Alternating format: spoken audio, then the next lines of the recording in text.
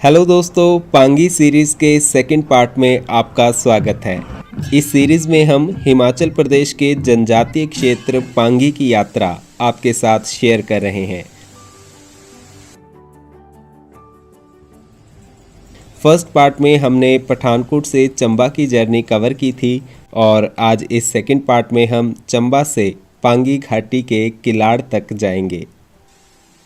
चंबा से किलाड़ की दूरी 170 किलोमीटर है और इस सफ़र की सबसे ख़ास बात है यहाँ की सड़कें।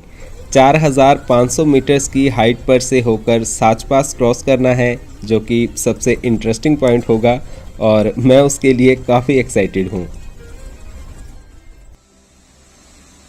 HRTC बस 170 किलोमीटर्स की इस दूरी को 11 घंटों में पूरा करती है। बस सुबह 5 बजे यहाँ चंबा से चलेगी और पुखरी, तीसा, भंजराड़ू, बैरागढ़, सतरुंडी और साच पास होते हुए शाम करीब 4 बजे किलाड़ पहुँचेगी। चंबा से किलाड़ का किराया 380 रुपये है। ये एक सीजनल रूट है और साल के बस 4 महीने ही चलता है। इसके अलावा जम्मू कश्मीर के किश्तवाड़ और मनाली से लाहौल होते हुए भी किलाड़ तक पहुंचा जा सकता है। मनाली वाला रोड जहां सर्दियों में बंद हो जाता है, वहीं किश्तवाड़ वाला रोड काफ़ी लंबा पड़ता है। साल के 4 महीने खुलने वाला ये साच पास वाला रोड ही चंबा से किलाड़ पहुंचने का सबसे छोटा रास्ता है, पर वहीं उतना खतरनाक भी। तो चलिए शुरू करते हैं चंबा से किलाड़ का सफ़र।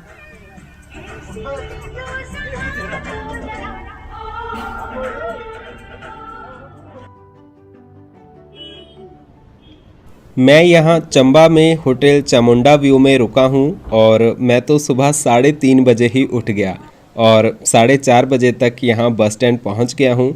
बस यहाँ चंबा से 5 बजे निकलेगी। बस में ये एक डीजल का ड्रम भी रखा हुआ है जो कि किलाड़ ले जाया जाएगा। दरअसल किलाड़ केलोंग रोड पिछले 2-3 दिन से बंद है और किलाड़ में HRTC बसेस का डीजल ख़त्म हो रहा है, इसलिए यहाँ चंबा से 200 लीटर डीजल हर रोज़ किलाड़ भेजा जा रहा है। 8-10 और लोग इस बस में सवार हुए। ड्राइवर मिस्टर नवल किशोर जी हैं और conductor mister Ashok Kumar ji. Conductor Pangi जाने वाली सभी सवारियों के नाम, पता और आधार नंबर नोट कर रहे हैं, क्योंकि आगे बैरागढ़ के पास सतरुंडी चेक पोस्ट पर ये सारी इन्फॉर्मेशन रजिस्टर करवानी पड़ेगी।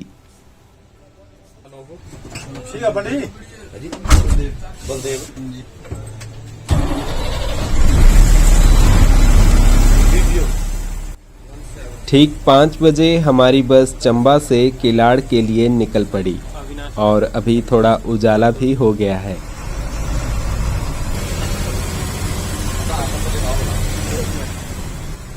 ये रावी नदी के ऊपर बना चंबा का शीतला पुल है, जो चंबा शहर के 2 भागों को आपस में जोड़ता है।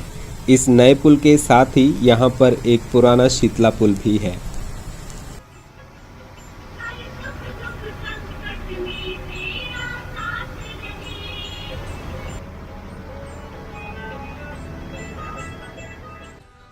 इसके बाद सुल्तानपुर से होते हुए हम इस नए बने बालू पुल को क्रॉस करके फिर से रावी नदी के इस तरफ आ गए। अब बस ने रफ्तार पकड़ ली है और हम निकल चुके हैं पांगी के सफ़र पर।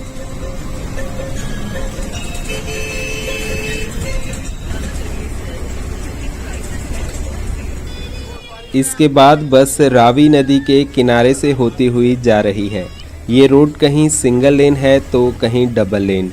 वैसे सड़क अभी ठीक है तो बस सही स्पीड में आगे बढ़ रही है। अभी यहाँ से पहाड़ी मोड़ शुरू हो गए हैं और लोग यहाँ पर मॉर्निंग वॉक के लिए निकले हैं। 6:30 बजे हम पुखरी से निकले और अब नीचे की तरफ उतराई आ गई है और ये आ गया कोटी। यहाँ से ये सामने वाला रोड बनीखेत व सुंडला की तरफ जाता है और हम मुड़ गए राइट यानी बैरागढ़ की तरफ। नीचे ये बैरा स्यूल नदी है और ये नदी रावी नदी की ट्रिब्यूटरी है। इस नदी पर बैरा स्यूल हाइड्रो प्रोजेक्ट भी बना हुआ है जो कि NHPC यानी national hydro electric power corporation का सबसे पहला प्रोजेक्ट है। इसके बाद हम इन नदी नालों को पार करते हुए आगे बढ़े। अब पहाड़ ऊंचे और सड़क तंग होती जा रही है। सामने ये सुरंगानी की NHPC कॉलोनी है और ये सामने वाला एरिया डलहौजी कॉन्स्टिट्यूंसी और तहसील सलूनी में आता है, जबकि हम अभी चुराह कॉन्स्टिट्यूंसी और तहसील चुराह तीसा में हैं।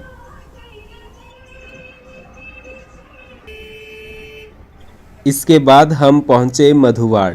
ये सनवाल पठानकोट बस भी यहाँ से निकल रही है और हमारी बस यहाँ ब्रेकफास्ट के लिए रुक गई।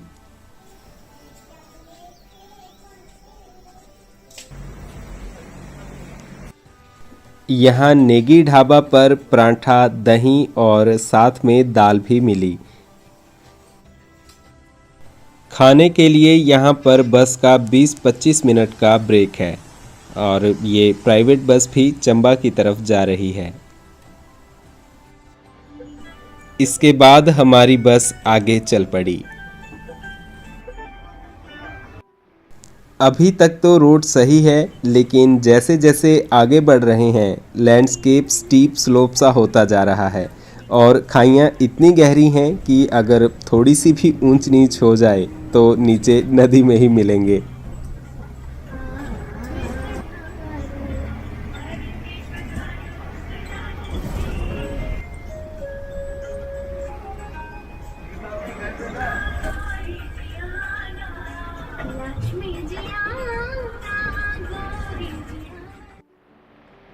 थोड़ा आगे जाने पर हमारी बस यहाँ एक मंदिर के पास आकर रुकी। यहाँ बस के स्टाफ व सवारियों ने उतरकर माथा टेका।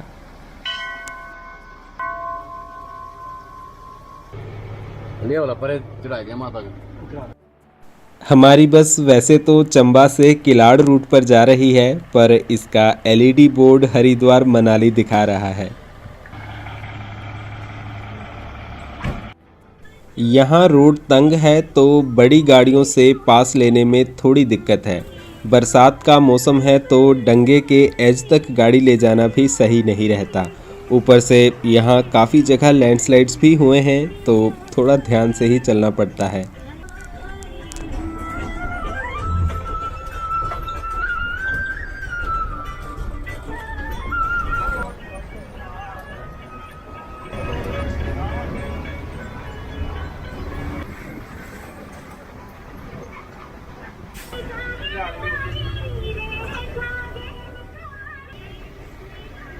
इसके बाद हम पहुंच गए नकरोड। यहाँ एक छोटी सी मार्केट है और बैरा डैम यहाँ से नीचे की तरफ है और NHPC यहाँ आने पर स्वागत कर रहा है।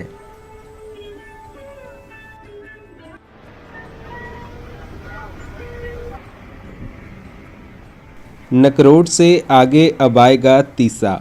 हमारी बस में सीट्स तो फुल हो गई हैं और अब लोग खड़े होकर ही ट्रैवल कर रहे हैं। कंडक्टर जी कह रहे हैं कि लोकल सवारियां मत बैठो, सिर्फ पांगी जाने वाले लोग ही बस में चढ़ो। बस पूरी तरह भर चुकी है और उतरने वाले लोग कम पर बस में चढ़ने वाले लोग ज़्यादा मिल रहे हैं।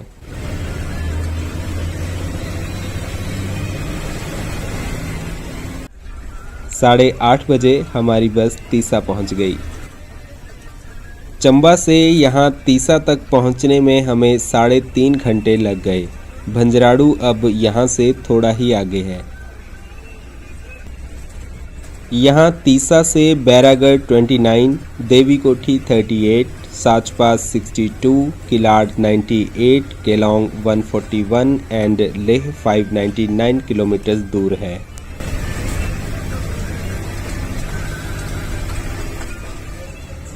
तीसा से आगे हमने अब बंजराड़ू के लिए टर्न लिया है। बस स्टैंड यहाँ से करीब 2 किलोमीटर दूर है और बस भंजराड़ू बस स्टैंड जाकर वापस यहीं से होकर जाएगी। यहाँ हर तरफ बादल ही बादल छाए हुए हैं।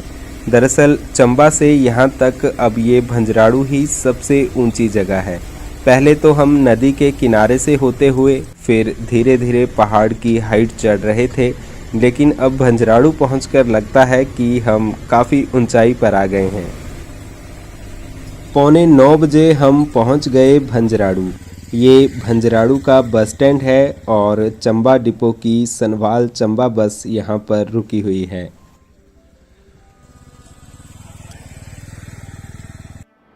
तीसा भंजराड़ू चुराह वैली के मेन टाउन्स हैं और चुराह के सारे मेन गवर्नमेंट ऑफिसेज यहाँ तीसा और भंजराड़ू में ही हैं। ये एरियाज़ हैं तो बहुत खूबसूरत, लेकिन अभी बाहरी लोगों की पहुंच से परे हैं। मतलब ज़्यादा टूरिस्ट एक्टिविटीज़ यहाँ पर अवेलेबल नहीं हैं। भंजराड़ू से चंबा के अलावा नालागढ़ बद्दी परवाणू, चंडीगढ़ शिमला, पठानकोट व कांगड़ा टांडा के लिए HRTC की सीधी बसेस अवेलेबल हैं। इसके अलावा ये किलाड़ चंबा सीजनल बस भी यहाँ के लोगों के लिए काफ़ी फ़ायदेमंद है। 15 मिनट यहाँ भंजराड़ू में रुकने के बाद 9 बजे हमारी बस आगे चल पड़ी।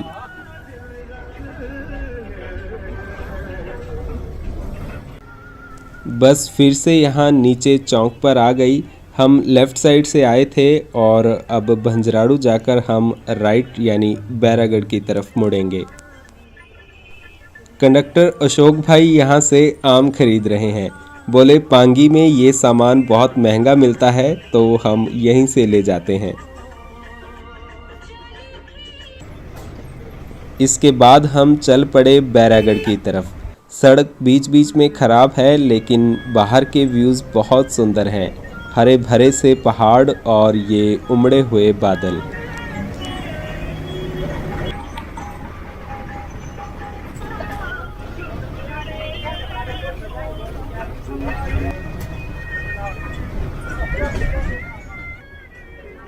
बस में ज़्यादा जगह नहीं है और सवारियां बहुत हैं और उनके साथ सामान भी काफ़ी है, तो कंडक्टर जी ने कहा सामान डिग्गी में रखो या फिर छत पर चढ़ाओ।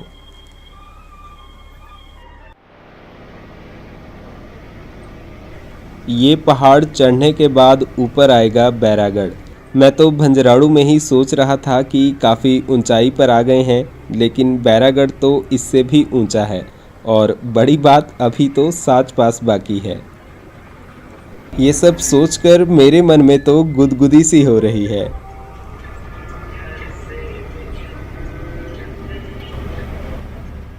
पौने 11 बजे हम पहुंच गए बैरागढ़।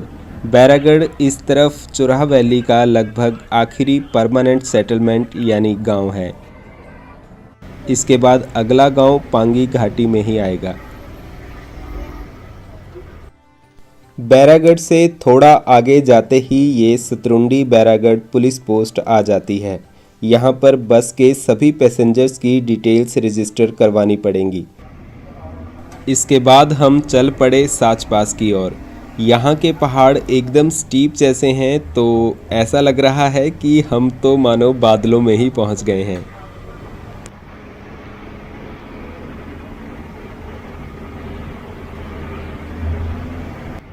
यहाँ बीच बीच में कच्चा रोड शुरू हो गया है।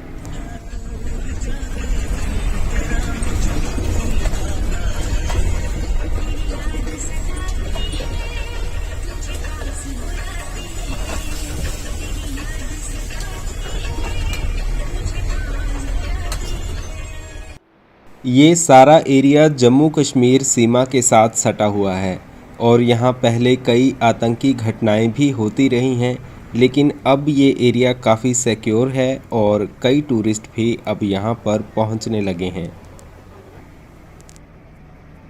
यहाँ काफ़ी सुनसान रास्ते के बाद अब ये एक दो शॉप्स मिली हैं।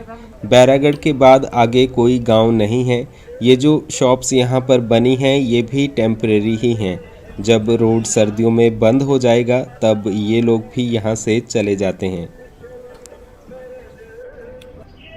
इसके बाद हमारी बस पहुँची कालाबन।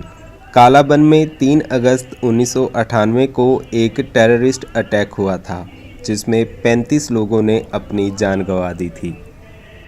वो लोग यहाँ साचपास रोड पर काम कर रहे लेबरर्स थे और यहीं पर अस्थाई शेल्टर बनाकर रहते थे। सुबह तड़के ही उन पर आतंकियों ने हमला कर दिया और 35 लोगों को मार दिया गया था। यहाँ पर अब उनकी याद में एक स्मारक बना दिया गया है और उस पर सबके नाम भी लिखे हुए हैं। लेकिन अब यहाँ पर ऐसी डर वाली कोई बात नहीं है। ये एरिया एकदम शांत और सुरक्षित है। इसके बाद रोड लगातार नैरो और ख़तरनाक होता जा रहा है। अब यहाँ से व्यूज़ इतने सुंदर हो गए हैं कि कोई भी यहाँ आकर बिल्कुल तरोताज़ा हो जाए। पहाड़ों पर छाए ये बादल और सामने बहता ये सफ़ेद दूध जैसा पानी, इन सुंदर व्यूज़ का तो कोई जवाब नहीं।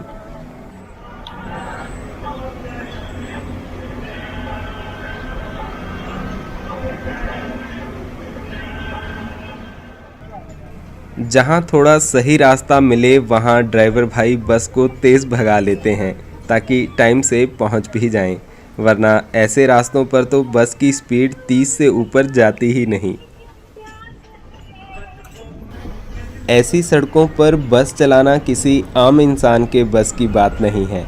आप देख ही सकते हैं कि कैसी सड़क है और यहाँ पर अच्छी जजमेंट होना बहुत ज़रूरी है। कई जगह तो ऐसी है कि बस को ज़्यादा किनारे पर नहीं ले जा सकते क्योंकि कब डंगा धंस जाए कुछ पता नहीं। यहाँ पहाड़ों के बीच से बहता ये पानी इस घाटी को और सुंदर बना रहा है। सच में कुदरत की इस खूबसूरती का तो कहीं कोई मुकाबला नहीं है। हमारी बस अब पहुँचने वाली है सतरुंडी। अब यहाँ पर ठंड भी लगने लगी है। चंबा से तो मैं एक टी शर्ट पहनकर निकल आया था, मगर अब यहाँ पर जैकेट निकालनी पड़ गई।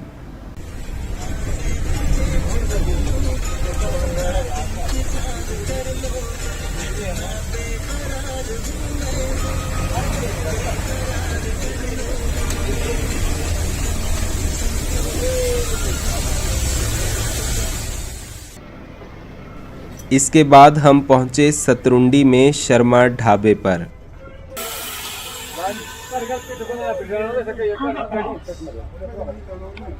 और यहाँ हमारी बस का लंच ब्रेक होगा। टाइम दोपहर के 12:15 हो गए हैं।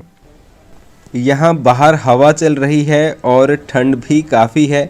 बैरागढ़ के बाद लगातार हिचकोले खाते हुए चल रहे हैं तो अब भूख भी लगने लगी है।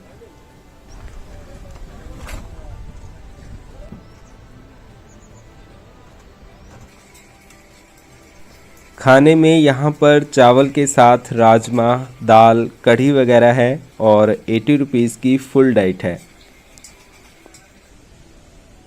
यहाँ पर खाना खाने के बाद अब मैं ऊपर की तरफ आया हूँ। नीचे से लगातार बादल उमड़ उमड़ कर आ रहे हैं और यहाँ कभी एकदम धुंध सी भी छा जाती है जिससे विजिबिलिटी एकदम कम हो जाती है। आपको यहाँ पर आकर लगेगा कि आप कुदरत के आगोश में हैं। देखने के लिए बस ये खूबसूरत लैंडस्केप और अटखेलियाँ करते हुए बादल हैं और आपको यहाँ पर सुनाई देगा ये पानी का शोर। यहाँ इन ऊंचे पहाड़ों पर कई प्रकार के फूल और कीमती जड़ी बूटियाँ भी मिलती हैं और ये सब इसी मौसम में मिलते हैं क्योंकि सर्दियों में तो ये सारा एरिया बर्फ़ से ढका रहता है।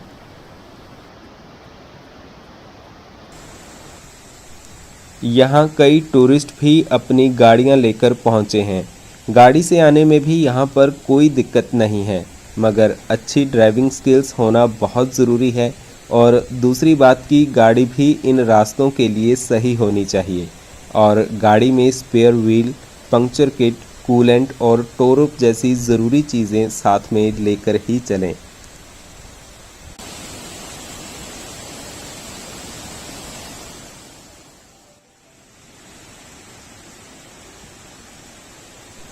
आधा घंटा यहाँ रुकने के बाद बस आगे चल पड़ी।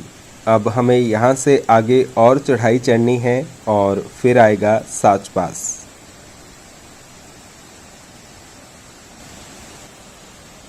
ये जो नाला है, कंडक्टर भाई ने बताया कि कुछ दिन पहले हमारी बस यहाँ पर फंस गई थी और देर रात तक फंसी रही थी, तो अभी यहाँ पाइप्स डालकर ये पॉइंट ठीक किया गया।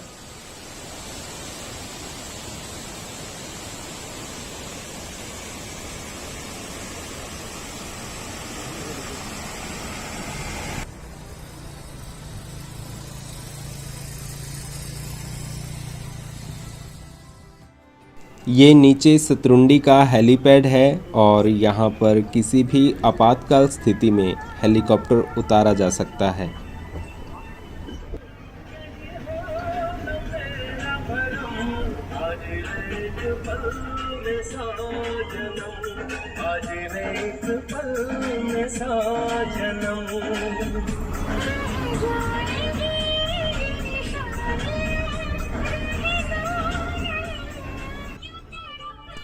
मोड़ थोड़े तंग हैं तो बस को एक दो बार पीछे भी हटना पड़ता है।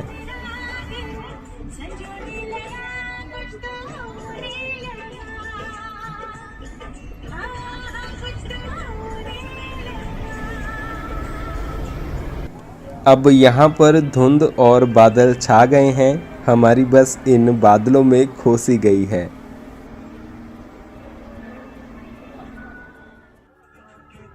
और सामने से आ गई किलाड़ चंबा बस। यहाँ जगह थोड़ी खुली है तो हमारी बस के ड्राइवर ने पहले ही बस साइड में रोक ली।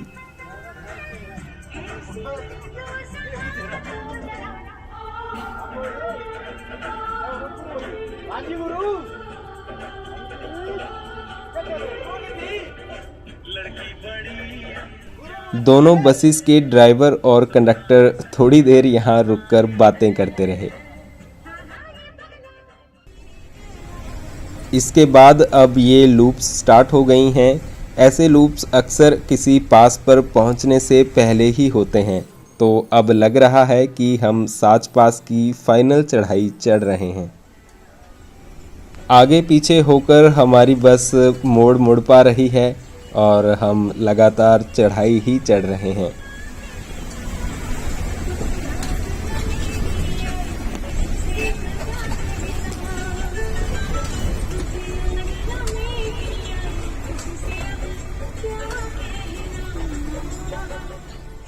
यहाँ पर अब बर्फ़ भी दिखना शुरू हो गई है।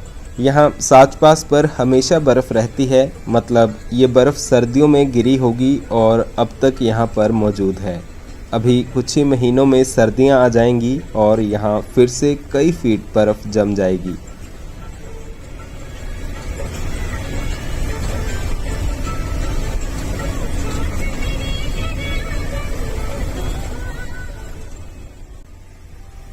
जैसे जैसे हम ऊपर चढ़ रहे हैं, बर्फ़ और ज़्यादा होती जा रही है। पिछले साल सर्दियों में गिरी ये बर्फ़ अभी तक यहाँ पर जमी हुई है। साच पास पर तो आप जब मर्जी आ जाओ, आपको बर्फ़ तो मिलेगी ही मिलेगी। ये तो ऐसे पासेस हैं कि गर्मियों में भी यहाँ पर कब मौसम बिगड़ जाए और कब बर्फ़ पड़ना शुरू हो जाए, कोई पता नहीं रहता। इस रोड को मेंटेन रखना भी किसी चुनौती से कम नहीं है। विभाग द्वारा यहाँ पर कई मशीन्स तैनात कर रखी हैं और यहाँ पर बर्फ़ से पिघलकर ये पानी लगातार सड़क पर से होकर बहता है, जिससे सड़क खराब भी होती रहती है। इतनी ऊंचाई पर अपनी सेवाएं दे रहे ये लोग, चाहे वो PWD हो या HRTC या फिर हिमाचल प्रदेश पुलिस, इन सबकी हिम्मत को तो सलाम है।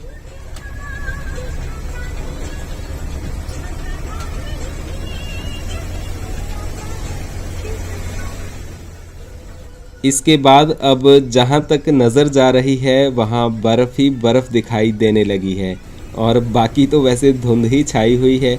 यहाँ कभी जब ये बादल छंट जाए तो और भी अच्छे व्यूज़ दिखाई देते हैं, पर उसके लिए आपको काफ़ी इंतज़ार भी करना पड़ सकता है कि कब ये बादल छंटे और कुछ और दिखाई दे।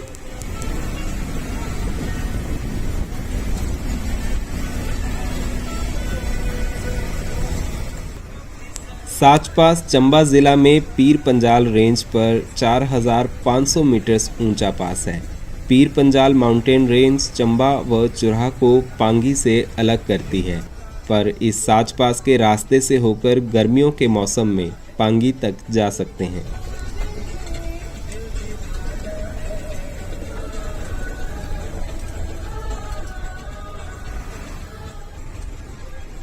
अब हम करीब करीब सारी चढ़ाई चढ़ चुके हैं और जल्दी ही पहुंच जाएंगे साचपास पर।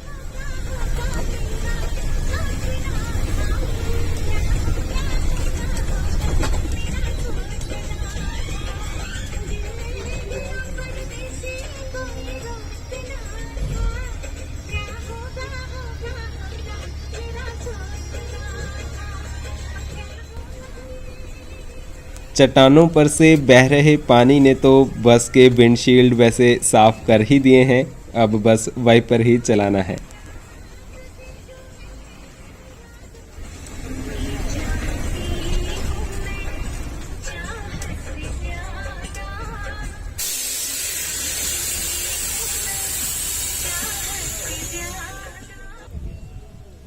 तो करीब 1:15 बजे हमारी बस पहुंच गई साचपास।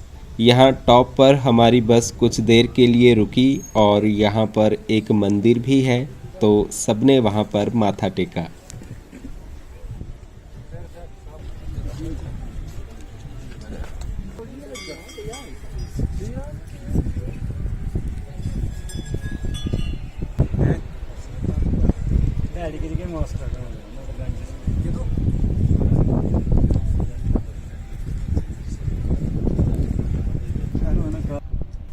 अब इस तरफ पांगी की ओर हमें उतराई उतरनी है।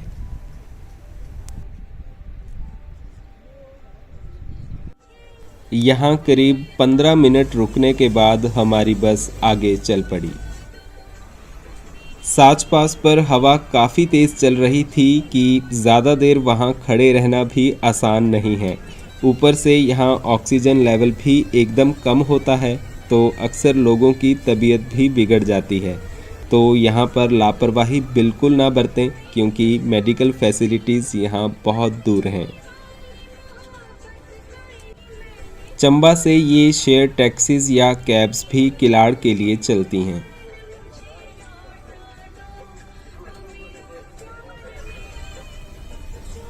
यहाँ सड़क के दोनों ओर बर्फ़ की ऊंची ऊंची दीवारें हैं और सड़क के जितनी जगह ही खाली है। ये बर्फ़ यहाँ जमे जमे चट्टान सी सख्त हो चुकी है और साचपास के आसपास कई ग्लेशियर्स हैं जिनकी बर्फ़ कभी पिघलती ही नहीं है और कई सालों से यहाँ पर ऐसे ही जमी हुई है।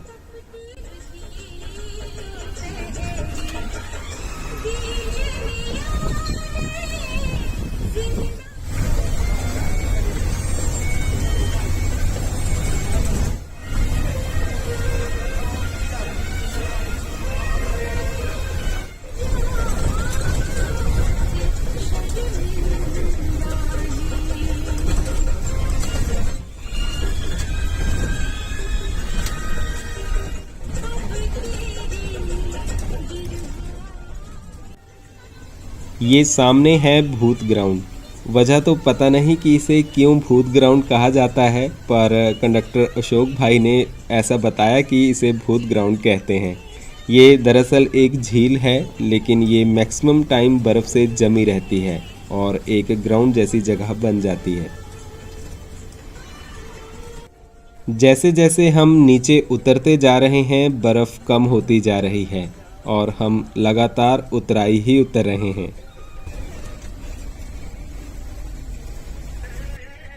और ये लोग पिकअप की छत पर बैठकर इन वादियों का मज़ा ले रहे हैं।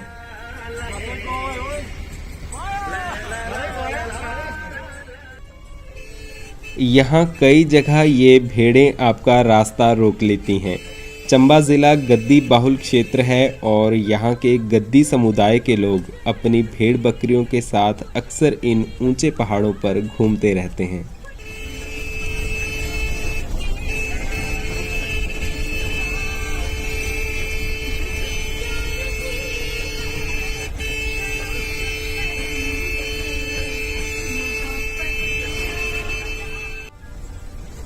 साच पास से जैसे ही हम पांगी की तरफ को निकले तो मौसम एकदम साफ था, मतलब कोई धुंध वगैरह नहीं थी। ये जियोग्राफिक फैक्ट है कि पास के साउथ एंड की तरफ आपको हमेशा मौसम ख़राब जैसा ही मिलेगा, जबकि नॉर्थ एंड की तरफ साफ। चाहे रोहतांग पास ले लो, अटल टनल देख लो या फिर बारालाचला।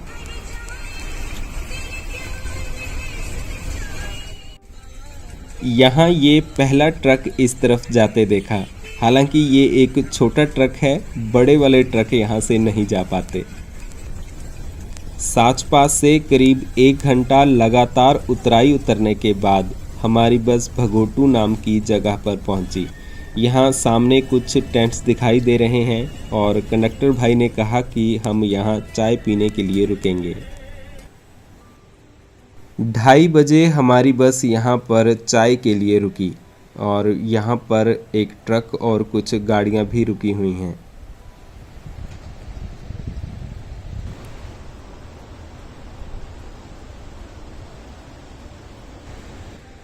इस खूबसूरत सी जगह पर तो चाय पीने का भी मज़ा आएगा। और ये है हमारी चंबा किलाड़ बस और बस के ड्राइवर और कंडक्टर। ड्राइवर जी हैं मिस्टर नवल किशोर और अशोक कुमार जी। और फिर कैसा रहा सफ़र आज का? बहुत बढ़िया सफर है। हाँ, आप स्पेशली आप बताइए, इतने मुश्किल रास्तों में से हमारा लिए तो सब कुछ बहुत आसान है, नॉर्मल। हाँ, है ना। अभी यहाँ से कितना टाइम लगेगा आगे किलाड़ पहुँचने में? कम से कम 2 घंटे तो लग ही जाएंगे। 2 घंटे। चलो। ये मुर्गी देखने जा रही है कि सब लोग चाय पीने उतर आए हैं या नहीं। ये है यहाँ पर भंगोटू का ढाबा और सतरुंडी के बाद यही एक ढाबा मिला है और ये हमारी बस के स्टाफ। इसके बाद हमारी बस निकल पड़ी किलाड़ की ओर। यहाँ साच पास से काफ़ी नीचे आ गए हैं और मुझे लगा था कि नीचे जाते जाते रोड सही होता जाएगा, मगर ऐसा नहीं है। रोड काफ़ी तंग है और बस के लिहाज से तो बहुत ही ज़्यादा तंग। लेकिन फिर भी ड्राइवर नवल किशोर भाई बड़े आराम और रिलैक्स से होकर बस चला रहे हैं। अब कई सारे हेयर पिन बेंड्स यहाँ पर हैं और बस के निकलने जितना पूरा ही रास्ता है। यहाँ अगर आगे से कोई गाड़ी आ जाए तो समस्या हो जाएगी, लेकिन यहाँ दूर दूर तक सड़क दिखाई देती रहती है, तो जब बस आती दिखे तो लोग पहले ही गाड़ी साइड में लगा लेते हैं।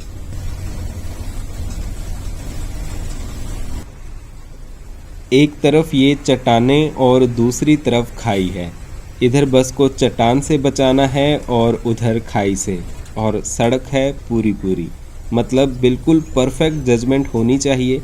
गलत अनुमान का नतीजा यहाँ पर दुर्घटना है।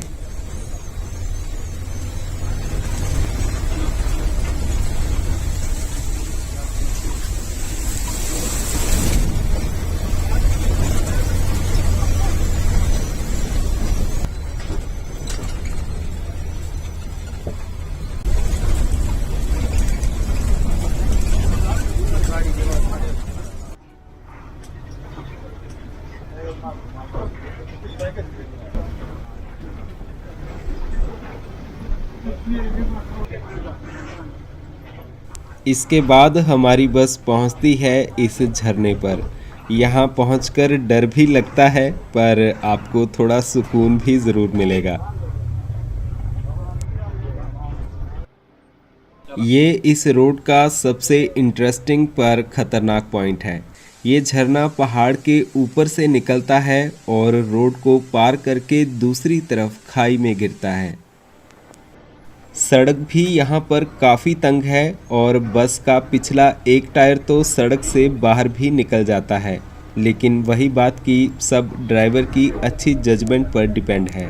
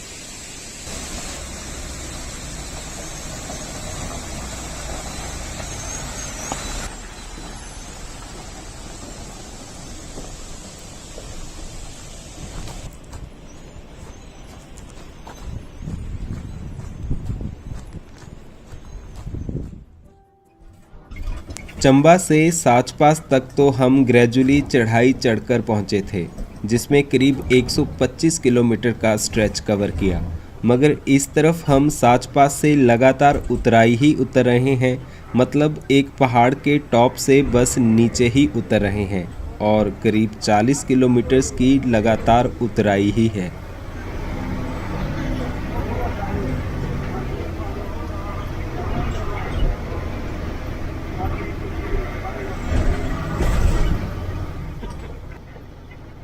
इस ऊंची नीची कच्ची व उबड़ खाबड़ सड़क से होते हुए हम चिनाब नदी तक जाएंगे और फिर नदी पार करके किलाड़ की तरफ चढ़ाई लगेगी। सच में ये दुनिया की सबसे खतरनाक सड़कों में से हैं और जब यहाँ पर बस सर्विस देती है तब ये चीज़ और भी खास हो जाती है।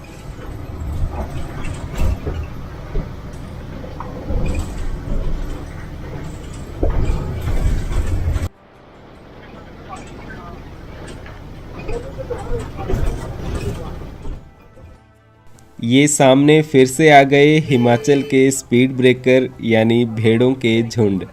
अब यहाँ तंग सड़क पर इन्हें क्रॉस करना बहुत मुश्किल है। पहले तो हॉर्न बजाकर भेड़ों को साइड करने की कोशिश की गई, लेकिन बात नहीं बनी तो बस को बंद करके खड़ा कर दिया गया, क्योंकि भेड़ें बस की आवाज़ से डर रही थी। बेटे इसमें कम है, बकरा और बकरी है ज्यादा।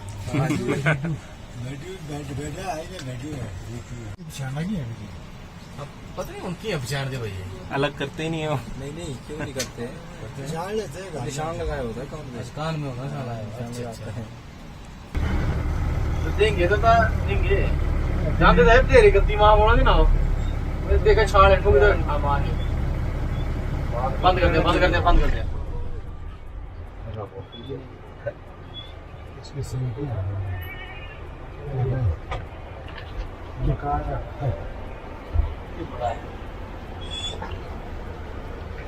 छोटा है, काला में जब हाँ 2 साल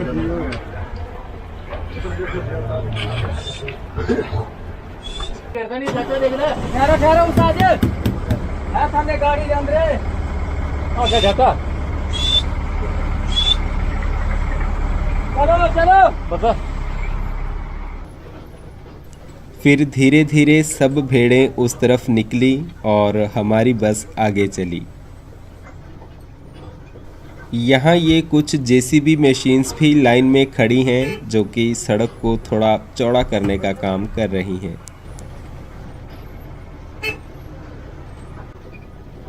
इसके बाद हम पहुँचे प्रेग्रा। ये गांव पांगी घाटी का इस तरफ से आने पर पहला गांव है। चुराह में बैरागढ़ के बाद कोई गांव नहीं आया। बीच में ये कालाबन, सतरुंडी, साचपास व बघोटू में कोई परमानेंट सेटलमेंट नहीं है।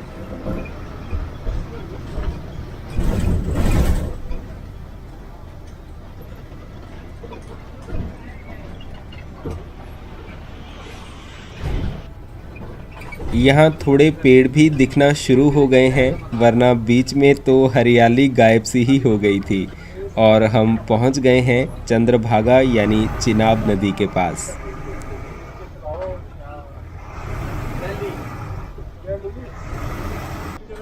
यहाँ रोड पर बजरी बिछाई हुई है, शायद इस रोड को थोड़ा बहुत पक्का किया जा रहा है। और ये सामने है ब्रिज, जो कि चिनाब नदी पर बना है और हमें इसे पार करना है।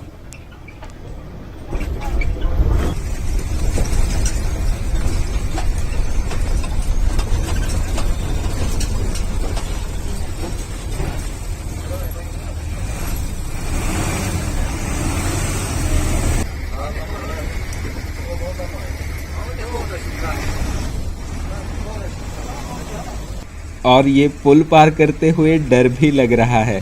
इसके नीचे नदी काफ़ी गहराई पर है और ये पुल हिल भी काफ़ी रहा है। साथ में ये पुराना पुल भी है।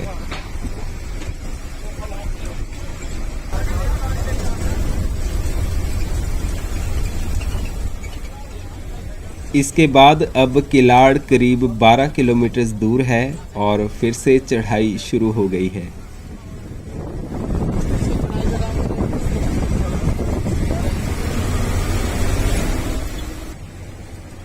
ये नीचे है चिनाब नदी और वो सामने दिखाई दे रहा है साच पास वाला रोड, जहाँ से हम अभी आए हैं। और अब पक्का रोड भी शुरू हो गया है। कालाबन के आसपास ये कच्चा रोड शुरू हुआ था और अब जाकर दोबारा पक्का रोड देखने को मिला है। और अब लग रहा है कि मुद्दत के बाद बस इतनी स्पीड में चल रही है। सामने ये किलाड़ भी दिखाई देने लगा है। ये सामने से HRTC की बस आ गई और ये हमारी बस को पास देने रिवर्स हो रही है। ये बस किलाड़ से प्रेग्राम वाया पुंटो रूट पर जा रही है।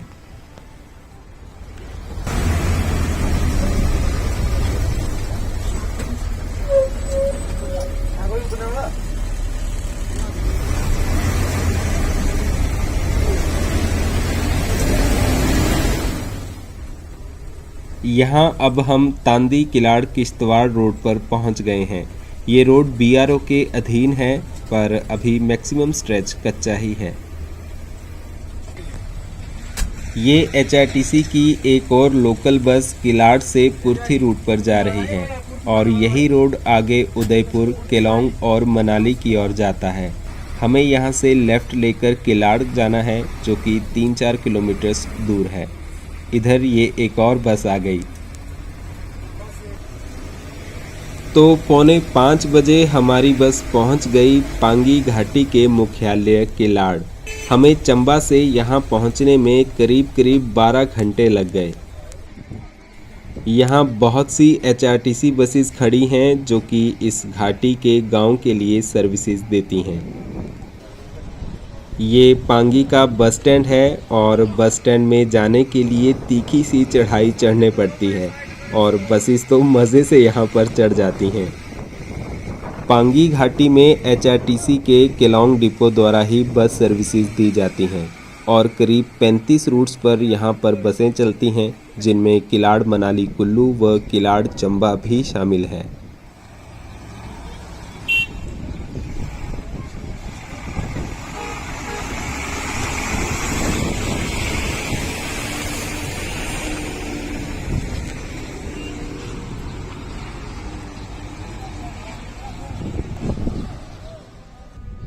तो हम पहुंच गए हैं किलाड़। अभी तो मैं नज़र उठाकर पहाड़ों को नहीं देख रहा, क्योंकि एक बार जो इन्हें देखने लग जाऊं तो देखता ही रह जाऊंगा। अभी मैं यहाँ सबसे पहले रुकने का कोई ऑप्शन देखता हूँ और फिर उसके बाद फ्रेश होकर थोड़ा आराम करूँगा। तो दोस्तों, आज की वीडियो को हम यहीं पर समाप्त करते हैं। इस सीरीज़ के अगले पार्ट्स में हम आपको पांगी घाटी और करीब से दिखाने की कोशिश करेंगे। तो जल्दी ही मिलते हैं आपसे इस सीरीज़ के अगले पार्ट में। धन्यवाद।